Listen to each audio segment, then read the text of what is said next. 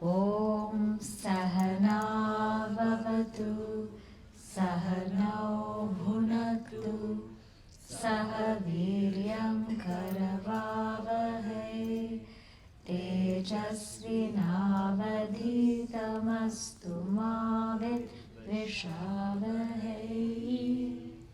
Om Shanti Shanti Shanti. Samasta Jana Kalyane Niratam Karunamayam Namami Chinmayam Devam Sadgurum Brahma Vedvaram. Okay. So, where are we now? In the Gita. I know last week you had a video and discussion, so I know that all went well. Now we'll get back to the Gita. And we're on chapter 2. We're studying the essence of the Gita. Chapter 2 is called Sankhya Yoga, the yoga of knowledge. And why is it the yoga of knowledge? It's because Arjuna makes himself ready for knowledge. Chapter 1 was called Arjuna Vishada Yoga, meaning Arjuna was throwing a teenage tantrum. He was going on and on and on and citing all of these reasons why he shouldn't fight. And we saw many of them. He says, I don't want any of this kingdom, I don't want these pleasures, I don't want any of this. But it's really not about what he wants. It's about dharma. He says that I don't want to harm anybody, I don't want to hurt anybody. But he's a kshatriya, he's a soldier. It's his dharma to defend the country, especially if somebody is acting in the way that the Kauravas have acted. Then he talks about, I don't want to fight because it will destroy family units. Very, very valid argument. But the thing is, if he doesn't fight and defend his kingdom right now, worse things are going to happen. More destruction will happen. So somebody has to stand up and protect. And while Arjuna is saying all of these things, Shri Krishna is just there listening. And Shri Krishna listening makes Arjuna heal himself. Now sometimes we just need somebody to listen to us because we already know what to do, but we just need to vent out. People say, I need to vent. So Arjuna was venting to Shri Krishna. And finally, when he exhausted all of his reasoning, he said, now I surrender to you. This is where we left off. In verse 2.7, which is up there now, this is not in your book, but I wanted to highlight this verse. It's a very important one. It shows that even heroes break down. Even somebody like Arjuna breaks down. So breaking down is not, it's not that it doesn't happen to everybody. It happens to everybody.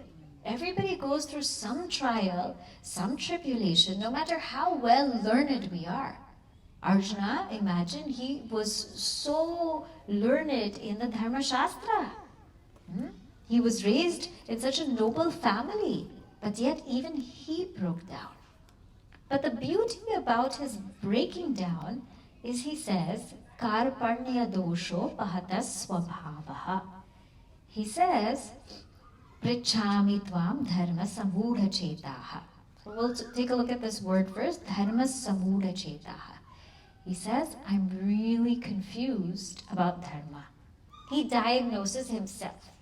He says, this is me right now. I'm confused. And that makes a beautiful student because so many of us don't even admit that we're confused. Don't even admit that we don't know what to do. We don't even admit that right now we're lost. But Arjuna does that.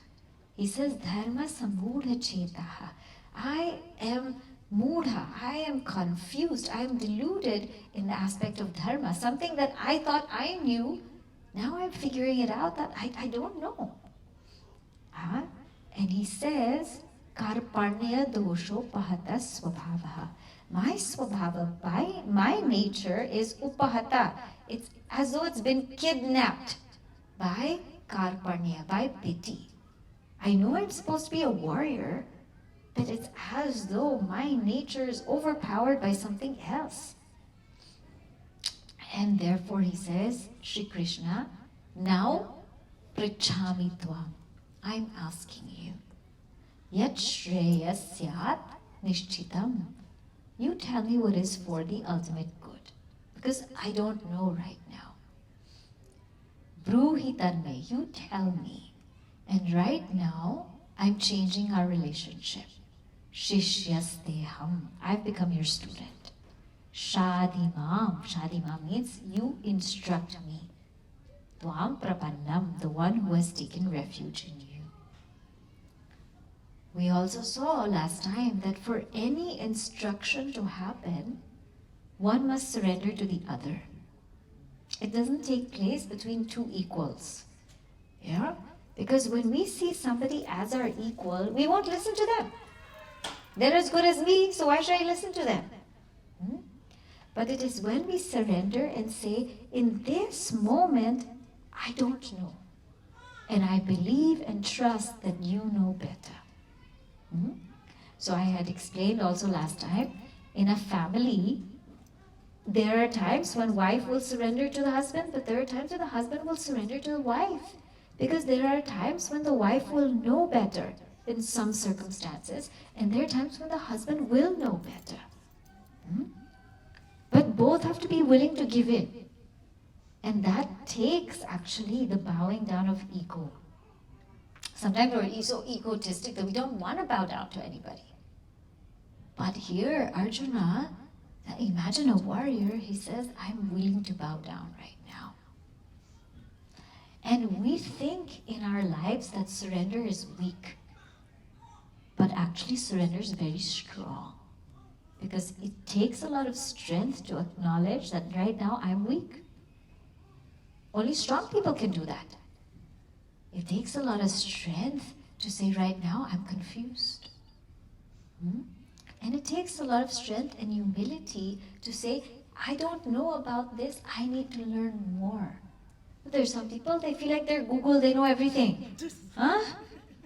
But it takes somebody who's really strong and says, you know what, I don't know. And this is what changed everything. This is why the Gita was given. Wise people will not just give anything like that. When the wise person sees that, hey, this person is now fit, this person is empty of their own notions. This person now is willing to learn.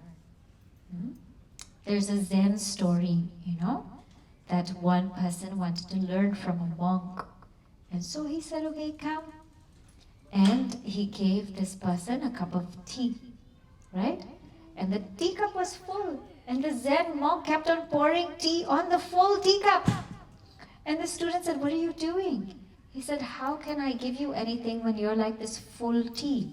If I pour anything, it will just spill out, because you're already full of your own notions. If you empty yourself, then maybe I can share something here. So at that time, when Arjuna did this, something happened to Sri Krishna. He smiled. And so many commentators will say now, why did Sri Krishna smile? Sri Krishna smiled not because he's enjoying that Arjuna is falling and being weak and going crazy. He smiled because now he has the opportunity to share something so profound. Even Sri Krishna had been waiting. But he kept listening because he wanted to provide space for Arjuna to heal. He wanted to provide space for Arjuna to exhaust all of the things that are inside of him. And he wanted to be free of judgment, free of interruption. He just wanted to be that safe space where Arjuna could let out. And when Arjuna let everything out, Shri Krishna says, now is my time. Now is my time. And I am going to give Arjuna the most profound teaching in this first opening statement. So now we're going to come to verse 2.11. Now, this is in your book, okay? We are on chapter 14. If you see page number 57. First, this is now saying Shri Bhagavan Uvacha. So in the Bhagavad Gita, whenever you read the Bhagavad Gita and when you see these words Shri Bhagavan Uvacha, it means that that's the voice of Shri Krishna. And what does Bhagavan mean? We hear this term so often, Bhagavan, Bhagavati. You see, that cosmic intelligence, that cosmic intelligence is known as God. God is not like a person sitting somewhere in the clouds, in another space, in another time. No. In Sanatana Dharma, for us, God or Ishvara means this cosmic intelligence, that totality, that all-powerful, all-knowledgeable, all-strong, cosmic being. That is what we call Bhagavan. And in its very definition, Bhagavan has 6 bhagas. Bhagas means virtues. What is that? Infinite Aishwarya, infinite glory. Infinite dharma. Infinite fame. Infinite wealth. Infinite dispassion and infinite freedom. So there's a verse in our Purana. Aishwaryasya samagrasya dharmasya yashasa shriyaha vairagyasya thamokshasya sharnam bhaga itirana. This means that being which has infinite glory, infinite dharma, infinite fame, infinite wealth, infinite dispassion, infinite freedom, that is called Bhagavan. Bhaga, the virtues, Van, the one who has it. It's also called Bhagavati. This is a feminine version. So for us, Bhagavan, Bhagavati, neither feminine or masculine. It's a power. It's an intelligence. But when we address it in the male form, we say Bhagavan. When we address it in the female form, we say Bhagavati. And in order to connect to this infinite being, we have been given forms. Because otherwise it's very hard. If we tell you pray to the cosmic being, well, what do I pray to? So therefore our rishis have said, take up these forms, and through these forms you can connect to that cosmic being. So when we say Shri Bhagavan Uvacha, please understand that this is not a person speaking. This is not Krishna, a person speaking. This is that cosmic intelligence. That Bhagavan Uvacha, these are his words. Now let us read Sri Krishna's first profound message. Okay? I will chant and you can repeat after me. This is in the book, this is also there. So you have it. Shri Bhagavan Uvacha Ashochanan Vashochastvam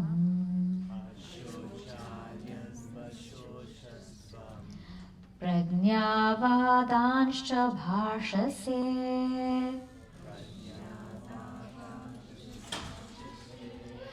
Gatasuna Gatasunshcha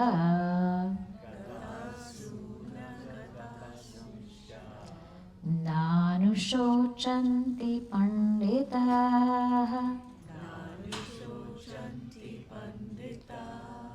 Together. Ashochanan Vashochastvam Prajnavadanscha Bhashase Gatasunagatasunshcha Nanushocanti Pandita. Those of you who are into memorizing, this is worth memorizing. These are the words, the verses that follow. And I also recommend Swami Chinmayanandaji's Holy Gita. If you want to read the commentary on your own, these are just excerpts, this is the essence, but if you want to read on your own, please do read. These verses that are about to follow are incredibly profound. What does Sri Krishna say? First, let's see the translation, then we'll break down each part. He says, Ashocyan. Ashocyan means those who are not worth grieving over. Anvachochaha tvam. You are grieving over them. You are grieving over those who are not meant to be grieved over. Pragnya vadan. And you are speaking like you are so wise. Gatasun agatasunshcha. For those who are going and not yet gone, na anushochanti panditaha. The wise people never grieve over them. So what is the crux of this? The crux of this verse is the wise never grieve. So if we are grieving, guess what? We're not wise. And if we are wise, then we will not grieve. So first let's think about what is this grief. Grief is not the same as sorrow, okay? Grief can be likened to suffering. Grief is wallowing in sorrow. So there is this popular anecdote about two arrows. One man was in the forest and he got struck by an arrow. Where? In his chest. And that was the first arrow. It pained. It struck his chest. But what was the second arrow? The second arrow was wallowing in that pain. It's not that he got struck by two arrows. He kept wallowing in that pain. It's so painful. It's hurting right now. I don't know why I got struck. I don't know what to do. But I'm in so much pain and I'm suffering. So sorrow is one arrow. Nobody's free of it. Suffering is the second arrow. Grief is the second arrow. So nobody in this world is going to be free from sorrow. Everybody will have something. Financial problem, family problem, health problem. Everybody will have problem maybe with a child. So everybody will have something or the other. Nobody's free from it. Even enlightened being, their bodies also had sorrow. They also went through disease. But they did not suffer because they didn't have this mental trauma over it. So grief is this mental trauma. And Swami Chinmayanandaji beautifully explains this and says, look, everything can be looked at either a situation, as a problem, or as a crisis. Somebody loses their phone. What's the crisis response? I need help. I don't know what I'm going to do. My life is over. I lost my phone. Crisis, right? If you see it as a crisis, the response is, one is very panicked, going all over the place, screaming and yelling. If we see it as a problem, what is our response? Little calmer. I lost my phone. I can't believe I lost my phone. We're too hard on ourselves and we're focusing on the problem. Why did that happen? Why did that happen? Why did that happen? But when we see it as a situation now, yes, I've lost my phone. It's gone. But let me stop focusing on the problem right now. Let me focus on a solution. What can I do to find it? Where could I have put it? Maybe I just misplaced it. So it's the same thing. Loss of a phone. But what's the difference? Somebody looks at it as a crisis. The world is over. It's going to end. I lost my phone. Or somebody looks at it as a problem. It's tough and keeps wallowing and wallowing in the problem. But a wise person sees it as a situation. It happened. Now let me focus on a solution. Because focusing on the problem is not going to help. It's not going to help. And nobody is free of these situations. Nobody. So we should not even wish that I wish I was in some other place and some other time. You go there, that same problem will follow you there. So grief is this. It's our mental trauma. It's our mental notions upon those situations. Now, where is this grief coming from? So now we've defined grief. Where is it coming from? Now, is grief coming from death? How many of you say yes? How many of you say no? I don't know. Now, thousands, millions of people a day die. Anybody here is grieving for them? No. But somebody you know passes away. Then, what happens? That's tough.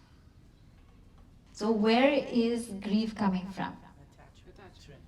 There you go. Attachment. That identification. So much loss is there every day. People lose things. My phone got lost. Then, I'm sad. Is it the loss of the phone? Or is it the loss of my phone? The stock market is going up and down. Yeah, okay. My stock goes down, then my stock. So this grief is not because things outside are happening. They'll happen. It's because it's happening to me. I have identified with it. I have identified with it. And to the extent that I have identified with it, to that extent, I will grieve. I will grieve. So grief is coming from identification. Arjuna thinks that he is this body. He is Arjuna. And that they are his relatives. And that's why he's grieving. But actually, Shri Krishna says, you do not have a right to grieve over them. In the next verse, he'll say, because you are Atman. You are that pure consciousness. You are not this body. You are not this mind. You are not this intellect. And when you, Arjuna, understand that you are beyond all of these things, then how will you grieve? So now we're going to look at what is this thing called Atman. So can we go to the next slide here? No, the BMI chart, yeah. Now you see here, this is Pujya Gurudev's BMI chart. Yeah? You'll see on the top there's Om, Vasanas, the V is Vasanas, BMI, body, mind, intellect, PFT, perceiver, feeler, thinker, OET, objects, emotions, thoughts. Okay? We're going to start with the body. Shri Krishna is going to begin to explain to us in the next few verses. I'm giving you the background so that everybody understands it clearly. Initially, we think we are the body. We have this notion that yes, I am this body. I am of this height. I am of this weight. I am of this skin color. This is me. But if we think about it deeper, then we will understand that actually it can't be me. And I'll give you three reasons. Three very simple reasons. The first reason is this body is constantly changing, is it not? Even from yesterday to today, my body changed, right? Yesterday I might have been in a different body temperature. Today is different body temperature. Yesterday I might have been unwell, but today I'm well. The body is constantly changing, but yet I am changeless. I seem to be the same being when I was a child and the same one now. Meaning I am aware of the changes when I had a child's body, a teenager's body, and this body. Am I not? Am I not aware of all the different bodies? I am, right? So body keeps changing, but I am changeless because I seem to be always there and aware of all of the changes. The body is an object of my experience. I'm experiencing this body, right? So now I'm experiencing this book. Yes, I'm experiencing holding this book. Can I be this book? I'm experiencing this microphone. Can I be this microphone? I'm experiencing this body. Can I be this body? The experiencer is always different from that experienced. So for reason number one, the changeless is different from the changing. The experiencer is different from the experienced. Reason number three is very, very simple. What is mine cannot be I. My book, can it be I? My sari, can it be I? My chair, can it be I? My body, can it be I? What is mine cannot be I. Think of it, just think of it deeply. What is mine cannot be I. My wealth, is it I? So here Sri Krishna is beginning to unfold to Arjuna that look, you're not the body. The minute that we identify with the body, we take all of the pains and sufferings, all of the things that are going on in the body, and all of the relations going in the body, or attached to this body. So the minute I take myself to be a body, I take myself to be this height, this weight, whatever the body is going through, I'm going through. Whoever's related to the body is related to me. We take it personally because we see ourselves as a body. Goes on to say that we think we are our minds, but can we be our minds? Same reasons apply. Our thoughts are constantly changing. But aren't we, that changeless presence, aware of all of our thoughts? Our thoughts are experienced, but aren't we experiencing all of those thoughts? We have this notion, my mind, my thoughts.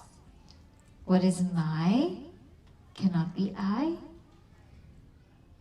We cannot be that. Mind is a seat of all emotions. So all those emotions that we see, whether it's calmness, whether it's anger, whether it's patience, whether it is jealousy, whether it is contentment, whether it is greed, all of these are just emotions appearing in the self. And the intellect is the seat of decisions. It's a seat of determination. It forms our personality. We take ourselves to be this personality, this person. But haven't our personalities changed? Right? How we were 2 years ago and how we are now?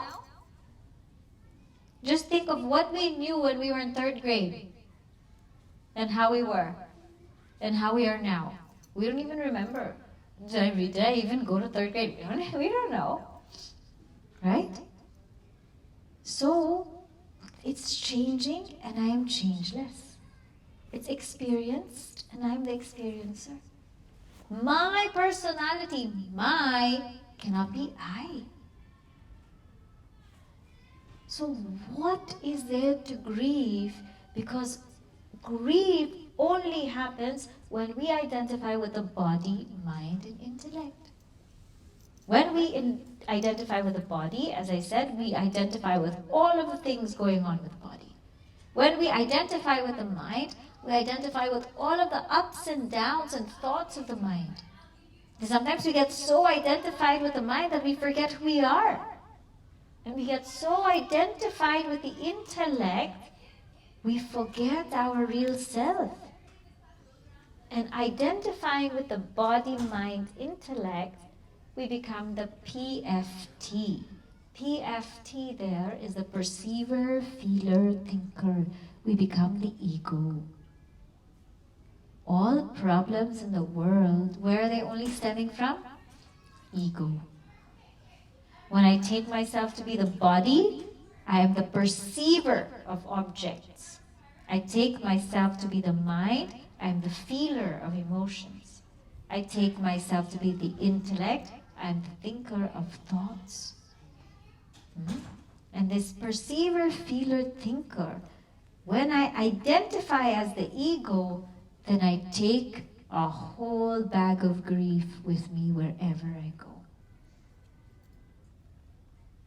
Shri Krishna is going to say that, listen, Arjuna, you are not this.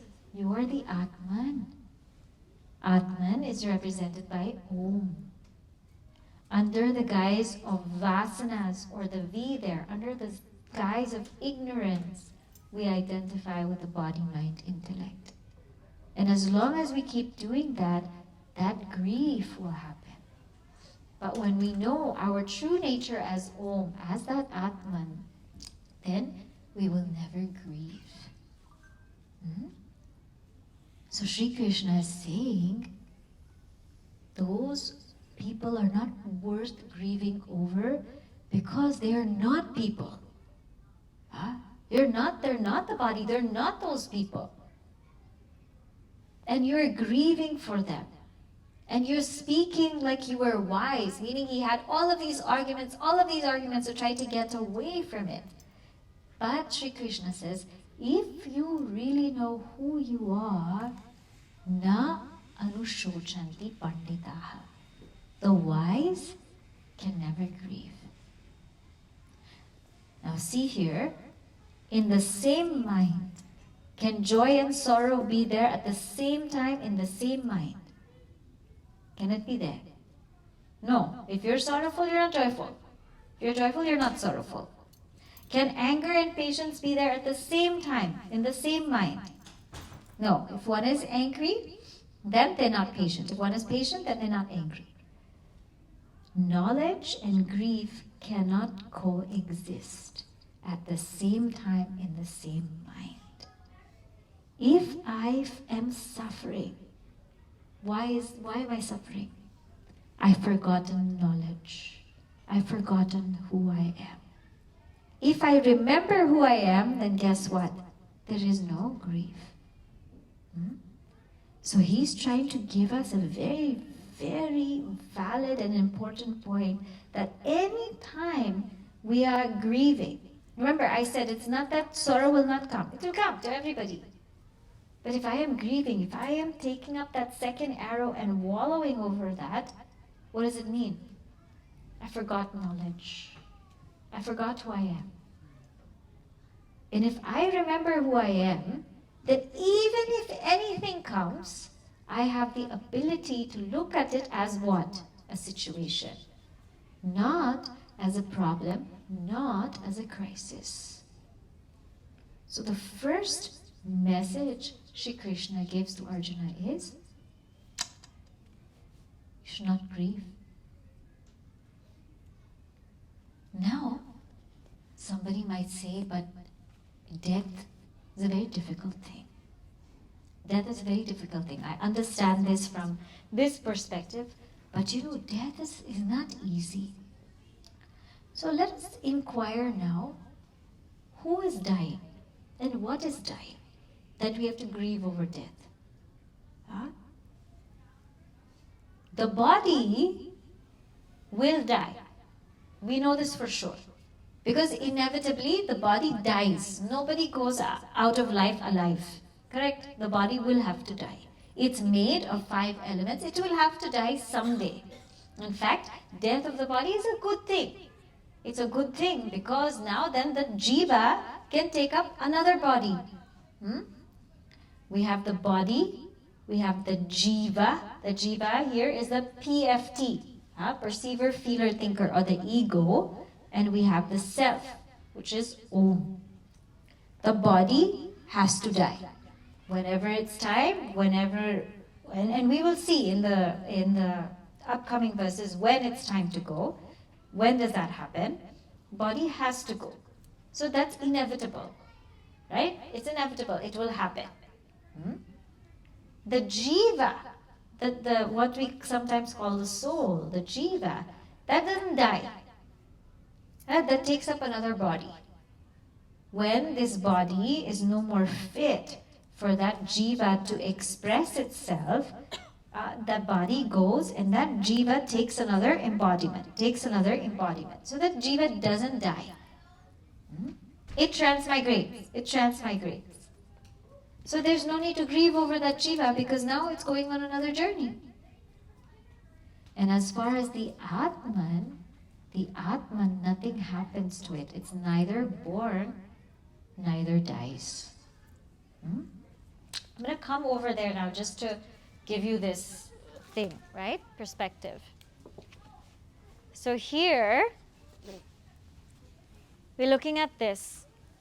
So I want to explain death through this thing. Here, this is Om. This is our nature, right? And as I said here, vasanas symbolize our ignorance of forgetting who we are, not knowing who we are. We think we're the body, mind, intellect. Identifying with that, we are called the ego. So this perceiver, feeler, thinker here is the ego. And identifying with the ego, we experience the world of objects, emotions, and thoughts. So what is death here? Death here is nothing but this body. So this body will die. Body will die. That jiva, that ego, will again go back. And then come back and take up another body. So death, the gross body will die, but this ego will keep transmigrating again and again in the cycle of birth and death until it begins to realize that it is the self. Is this clear so far? So there are roughly three entities in us, right? When we talk about death, the body, the jiva, and the self. Yeah? Clear so far? Right? Okay. So I come back here. So now Sri Krishna is saying, so what will you grieve over? The body has to go. You can't prevent, nobody can prevent the body from going. It will die because it is made up of 5 elements. It is made up of all of these chemicals. It will go. The jiva will take up another body. And the Atman is never born and never dies. That self, the Atman, which is represented by pure consciousness, that awareness, which we said is absolutely changeless, which we said is that real experiencer, which we said is I, that voiceless I, which is not the ego, that is never born and never dies. So what will you grieve over? Now, how to understand this practically in our lives, right? Somebody close to us has passed. What will we do? Cry. We will cry. Gita doesn't say don't cry. Gita doesn't say don't cry. If you need to cry, cry. But what is Gita saying?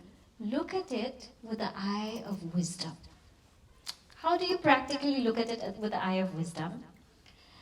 Now, most of us would have experienced death in our families or in our friends' circles. There is always one person who totally breaks down. Yeah? Totally breaks down that you don't only have to take care of all of the arrangements, you have to take care of this person also. Right?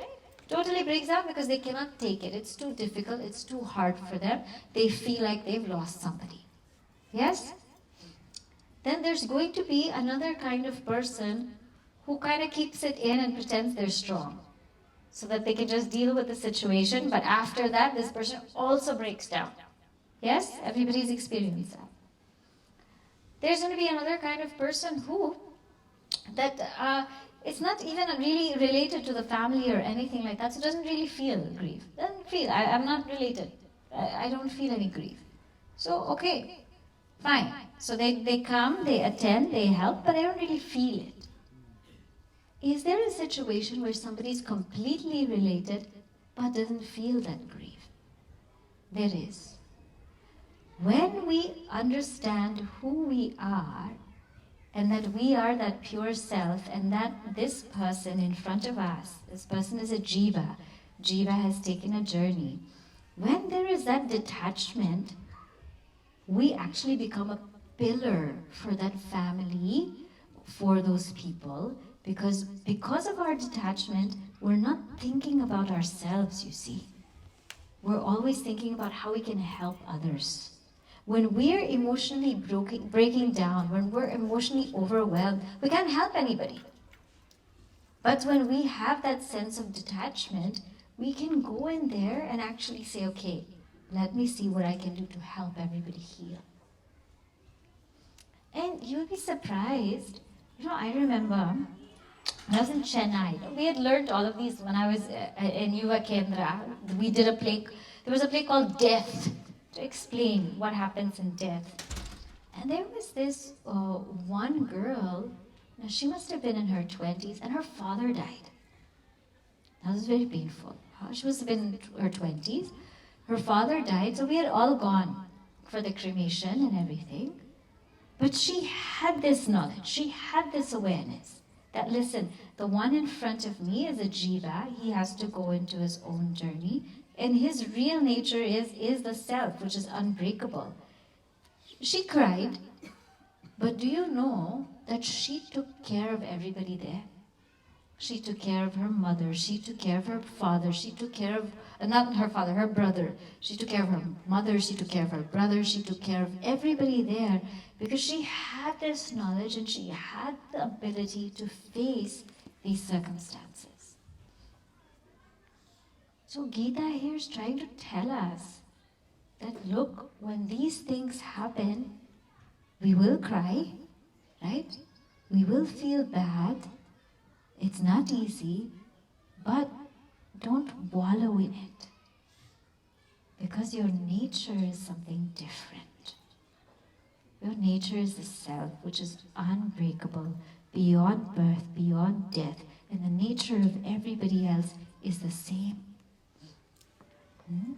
Therefore, he says, Arjuna, na anushuchanti panditaha.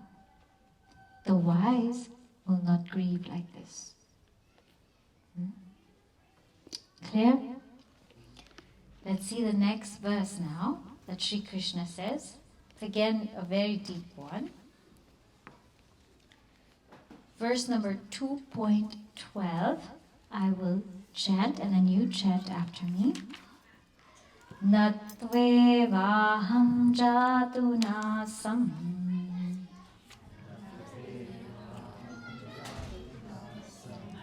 Natvam neme janadhipaha Na chaiva na bhavishyamaha Sarve vayamatah param. Together. Natvevaham jatu nasam Natvam neme janadhipaha न चैव न भविष्यामः sarve vayamatah param. He says, Arjuna, natvevaham jatunasam. Meaning, there was never a time when you or I, neme janadipaha, neither this kings, there was never a time when we were not there. Na chaiva na bhavishyamaha sarve vayam ataf param. And there will never be a time when we will cease to be. So Arjuna, your notion of going and coming, people going and coming, that's why we're grieving, isn't it? Because people are going away from our lives. Sometimes we grieve also because people came into our lives, right? But here, Shri Krishna says there was never any coming and going. You and I, there was never a time when I was not there. Shri Krishna saying, there was never a time when you were not there. This is very clear that he's not talking about the body. He's not talking about the jiva. He's saying as the Atma, there was never a time that that pure awareness was not there. And there was never a time, there will never be a time where it will not be there. Therefore, why are you grieving over what's coming and what's going? You see here, sometimes we think that happiness is coming from things. And sorrow is when we lose those things. Some people think that happiness is coming from wealth. But how many people have wealth? Are they happy? Some people think happiness is coming from having families.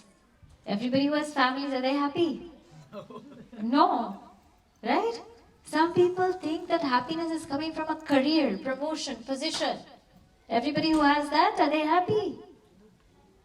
Some people think that happiness is coming from power. They're not happy. Which means all these places, all of these things where we have taken ashraya, we have taken shelter in, thinking that our happiness is there, spending so much time and effort, it's not there. And therefore we find sorrow, we feel like sorrow is there when we lose these things. Very clearly we're seeing that sorrow comes from a misunderstanding of who we are. The minute we think we are this body, mind, intellect, sorrow has started. Therefore, he says, if we really want that peace, there's only one way. There's no other way. Know who we are. And know who we are as that Atman. That which is always there and that which will always be there. Hold on to that. Holding on to that is impossible to grieve. It's absolutely impossible. That's why our great Mahatmas were able to grow, they were able to go through it. They had suffering in the body, suffering, sorrow in the body. They had sorrow in the body, they had disease in the body. But still they went through everything with a smile. And why is that? Because they had a clear understanding, I'm not the body. So this is Sri Krishna's message. Now you can understand how deep he's gone. One more verse we'll take up, then we'll pause for questions. 2.13. Dehinosmin yatha dehe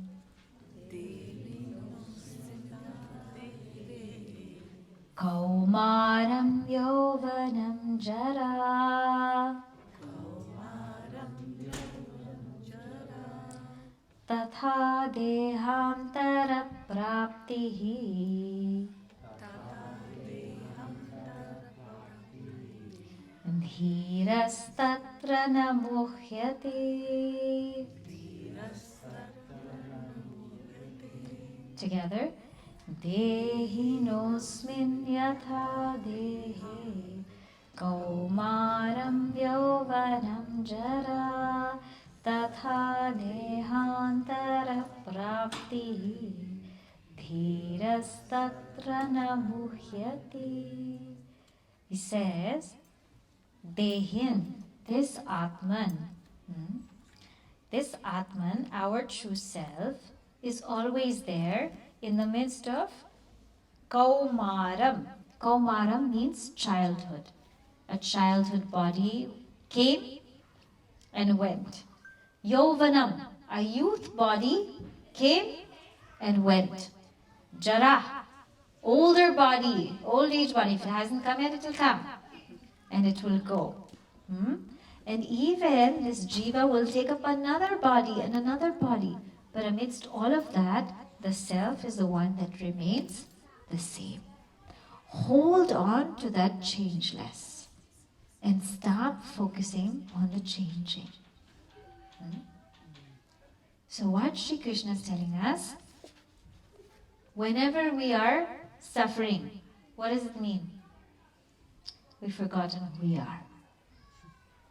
And whenever we remember who we are, then there will be no suffering. This is the first teaching he gives to Arjuna. It's the highest teaching in the Bhagavad Gita. Therefore, we have no right to grieve. Okay? So we'll stop here. Anybody have any questions or any thoughts?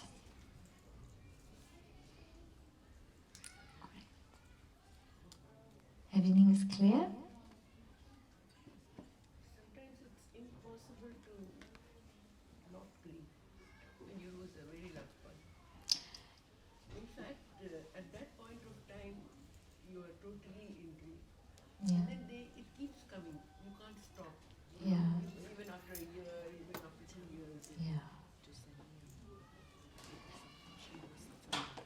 It's true.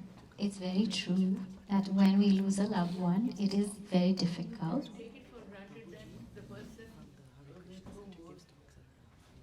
When he was alive, he or she was on 60. We take it for granted that he will be there as long as we are. That's true.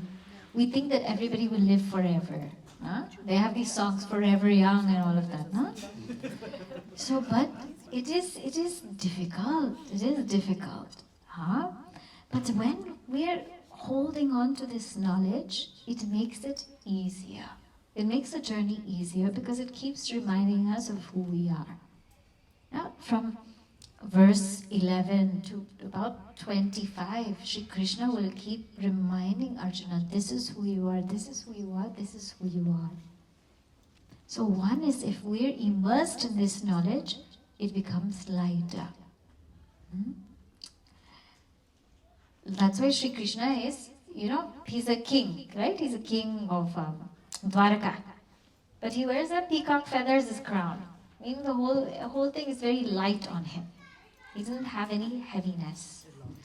The second thing is that we should not take people for granted. If there is somebody that there's a grudge with, there's some disturbance with, there's some ill feelings with, just fix that, make that up right away. Don't let somebody go like that. It could be a parent. Sometimes it's a parent. I remember somebody had come to me once, and they had issues with their father. She had issues with her father, and I said, listen, no matter what happens, your father has come to your house. You be with him. You make amends with him, because he's already old. He's already old. Don't lose that opportunity. Whatever happened, I know it's difficult, but he's your father. And so she tried to talk, and she tried to make amends with him and everything like that. And they were able to open up with each other. And after some time, she found out that he had passed away. Now imagine if she did not do that. That's very painful. So this is to also tell us that let's not take for granted of those relationships we have. If there is that misgiving, if there are grudges, if there is anything, life is too short. Anybody can go anytime. Anybody can go anytime. Now we have seen this. All of a sudden COVID came and many people just went at one time. Huh? So just make up with that person. And that way it feels a little lighter.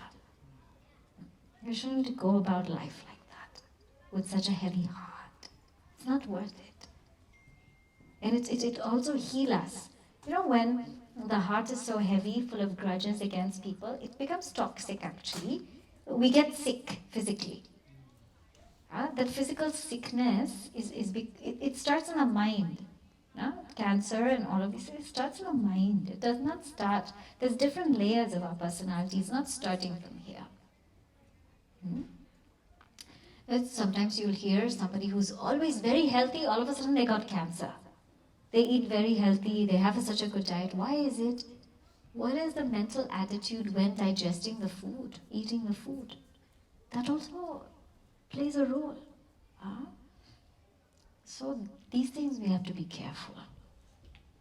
Right? The more rooted we are in this knowledge and who we are, the easier life will flow. Any other questions or thoughts? No. All clear? And more will come.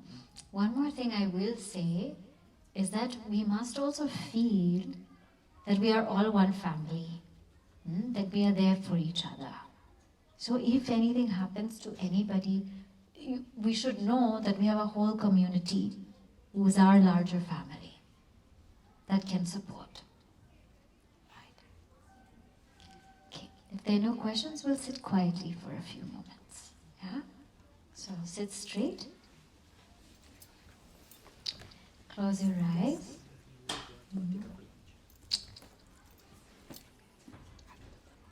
Just relax your body. Relax your feet, ankles, the legs, the knees.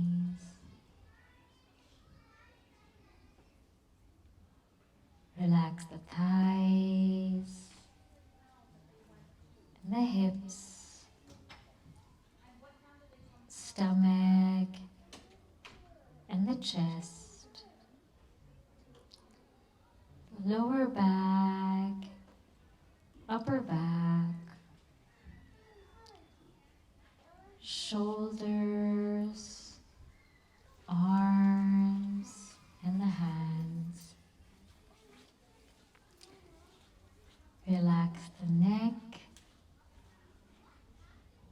face, forehead, and the crown of the head. Relax the entire body from the crown of the head to the toes. Just relax. Relax. Relax. Take a deep inhale. Exhale. Inhale. Exhale. Inhale. And this time when you exhale, just let everything go. Any uneasiness, any tension, any stress, just let everything go.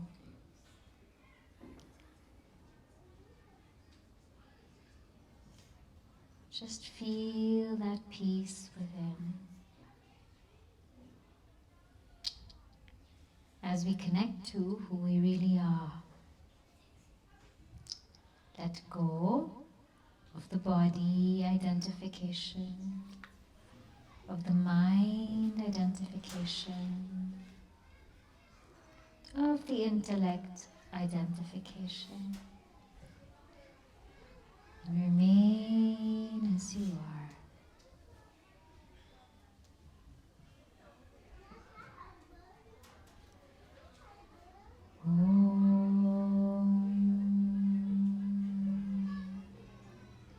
Shanti, Shanti, Shanti.